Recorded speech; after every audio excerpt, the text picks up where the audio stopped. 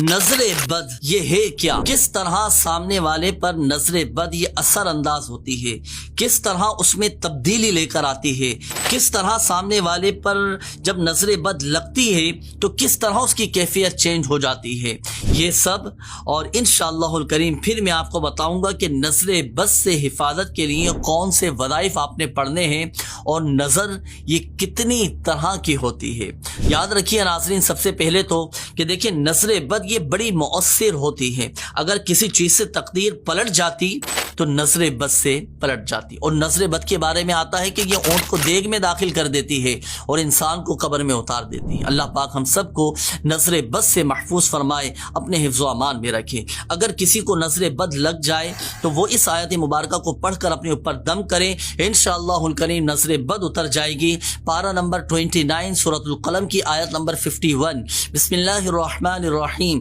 وَإِن يَكَادُ الَّذِينَ كَفَرُوا لَيُزْلِقُونَكَ بِأَبْصَارِهِمْ لَمَّا سَمِعُوا الذِّكْرَ وَيَقُولُونَ إِنَّهُ لَمَجْنُونٌ۔ یہ آیت مبارکہ یہ آپ یاد کر لیجئے، اور اس کی خصوصیت یہ ہے کہ حضرت حسن بصری رحمۃ اللہ تعالی علیہ نے فرمایا کہ جس کو نظر لگے تو اس پر یہ آیت پڑھ کر دم کر دی جائے۔ اسی طرح ناظرین بچوں کو بھی نظر بد لگ جاتی ہے، بچوں کی بھی کیفیات تبدیل ہو جاتی ہیں۔ اگر بچوں کو نظر بد لگ جائے تو پھر آپ نے اس وظیفے کو پڑھ کر دم کرنا ہے۔ بچوں کے لیے خاص نظر بد سے حفاظت کا یہ وظیفہ بھی آپ نوٹ کیجئے گا۔ ایک مرتبہ سورۃ الکوثر، انا اعطیناک الکوثر، یہ پڑھ کر آپ نے بچے کے سیدھے گال پر دم کرنا ہے، پھر دوسری مرتبہ سورۃ الکوثر پڑھ کر الٹے گال پر دم کرنا ہے، پھر تیسری مرتبہ سورۃ الکوثر پڑھ کر اس کی پیشانی پر آپ نے دم کرنا ہے۔ انشاءاللہ الکریم نظر بد اتر جائے گی اللہ کی رحمت سے۔ اللہ پاک ہمارے بچوں کو نظر بد سے محفوظ فرمائے۔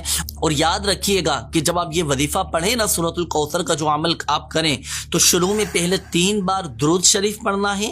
اور 1 بار تعوذ یعنی اعوذ باللہ من الشیطان الرجیم، اور 1 بار بسم اللہ الرحمن الرحیم، اور پھر ہر بار سورۃ الکوثر سے پہلے بسم اللہ الرحمن الرحیم پڑھنی ہے، اور آخر میں پھر 3 بار درود پاک آپ نے پڑھنا ہے۔ اسی طرح ناظرین ایک اور وظیفہ میں آپ کو عرض کر دیتا ہوں، اس کی خصوصیت اور اس کی برکت یہ ہے کہ بچے نظر بد سے محفوظ رہنے کے ساتھ ساتھ ہر قسم کے شر سے بھی محفوظ رہیں گے۔ اور اب یہ جو عمل میں آپ کو عرض کرنے لگا ہوں یہ صبح و شام 3 مرتبہ آپ نے کرنا ہے، وہ یہ کہ باوضو ہر بار بسم اللہ الرحمن الرحیم کے ساتھ 3 بار سورۃ الفاتحہ، سورۃ الاخلاص، سورۃ الفلق اور سورۃ الناس، یہ اول اور آخر 3 بار درود پاک کے ساتھ پڑھ کر آپ بچوں پر